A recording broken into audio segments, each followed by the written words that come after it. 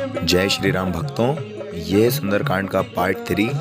इसके अंदर हनुमान जी महाराज और सीता जी के संवाद को हम पढ़ेंगे और साथ ही साथ हनुमान जी महाराज ने किस प्रकार से राक्षसों से युद्ध किया अशोक वाटिका में, ये सब कुछ देखेंगे। तो जय श्री राम, आइए सुनते हैं। न मिलेंगे हनुमान के बिना, और न रहोगे श्री राम के बिना, न मिलेंगे हनुमान के बिना। बोलिए हनुमान जी महाराज की जय हो। दोहा क्रमांक 12 पर हम लोग आ गए।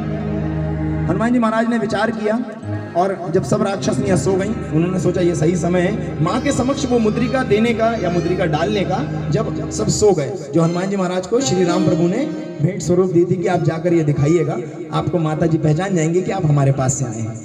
हनुमान जी महाराज क्या करते हैं, कपि कर हृदय विचार, दीन मुद्रिका डार तबे जन्म सो की अंगार, दीन हर्ष उठ कर गयो। मुद्रिका डाल देते हैं हनुमान जी महाराज। माँ सीता उस मुद्रिका को देखकर बड़ी कंफ्यूज होती हैं, सोचती हैं कि ये राम जी की मुद्रिका यहाँ पर कैसे आ गई। इस राक्षसों की इस नगरी में हो सकता है ये कोई माया जाल हो। अब मन में ख्याल आया किसका, श्री रामचंद्र जी का। और जब भी हम लोग श्री रामचंद्र जी के बारे में क्षण भर भी सोचते हैं, हनुमान जी महाराज तुरंत हमारे पास आ जाते हैं। अब माँ ने विचार किया कि श्री राम प्रभु की मुद्रिका यहाँ आई कैसे, और मन में विचार आया श्री राम जी का। ऊपर बैठे थे हनुमान जी महाराज, अपने आप को रोक नहीं पाए और माँ के अंदर विचार जो था वो चल रहा है क्या, मैंने राम जी का ध्यान लगाया और देखो बजरंगी दौड़ा दौड़ा आया। बोलिए हनुमान जी महाराज की जय हो। आइए इस भजन के साथ चलेंगे, ताली बजाकर सभी लोग।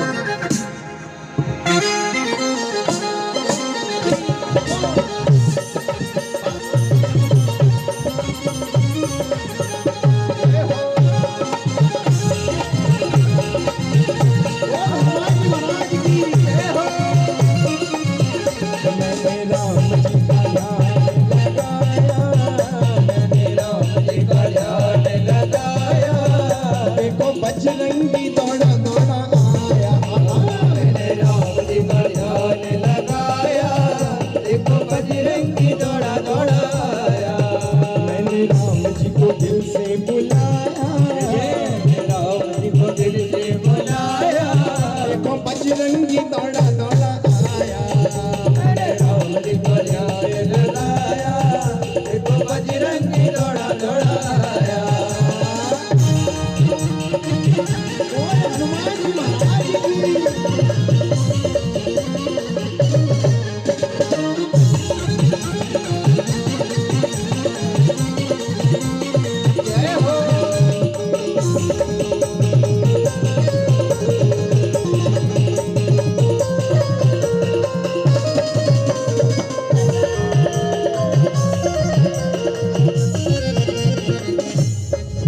अब जैसे ही हनुमान जी महाराज आए, माँ ने सोचा हो सकता है रावण ने किसी बंदर को भेज दिया हो मेरे पास। अच्छा, आप कैसे पहचानेंगे, कभी आपके सामने मान लीजिए हनुमान जी महाराज आ गए, तो एक फॉर्मूला मैं आपको बताता हूँ, आप पहचान जाएंगे कि हनुमान जी महाराज है या कोई श्री राम भक्त है पक्का।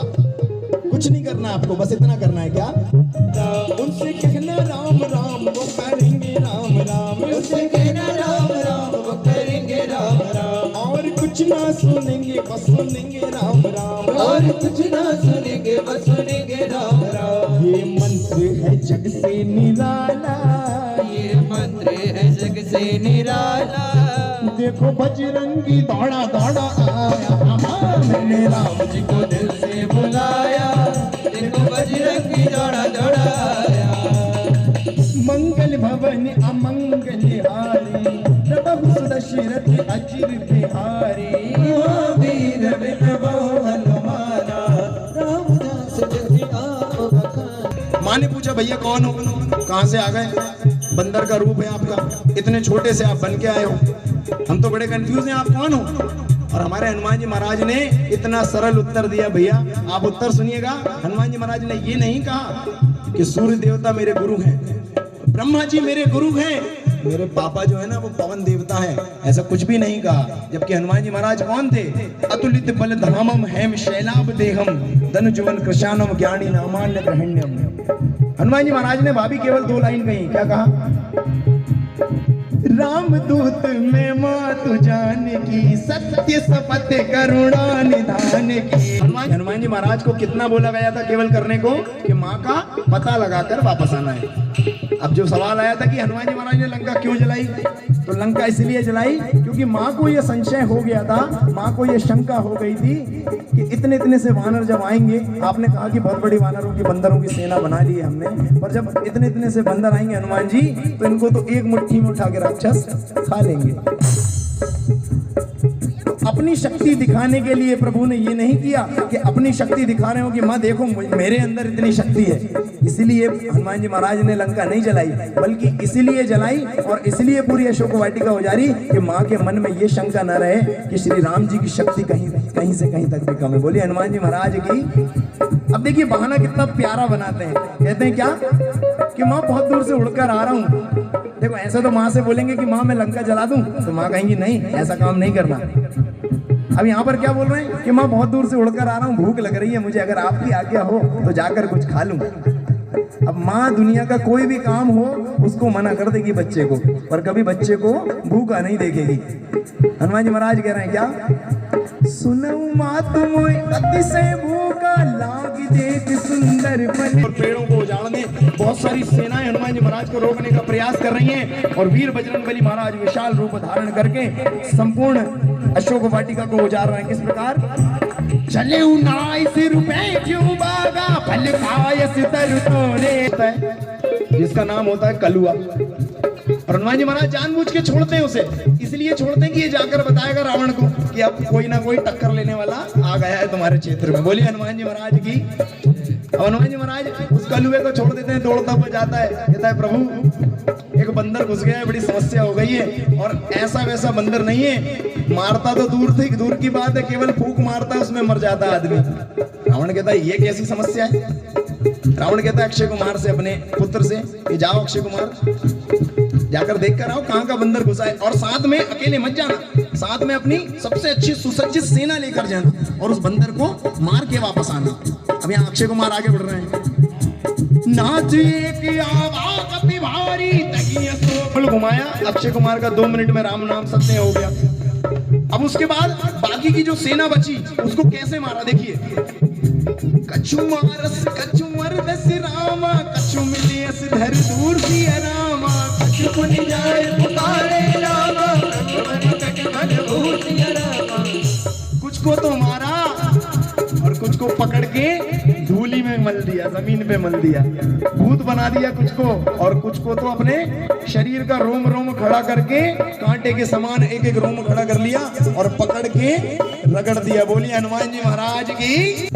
अब हमारे प्रभु की शक्ति देखिए कि इस प्रकार मार रहे हैं कि मार कम रहे, घसीट ज्यादा रहे।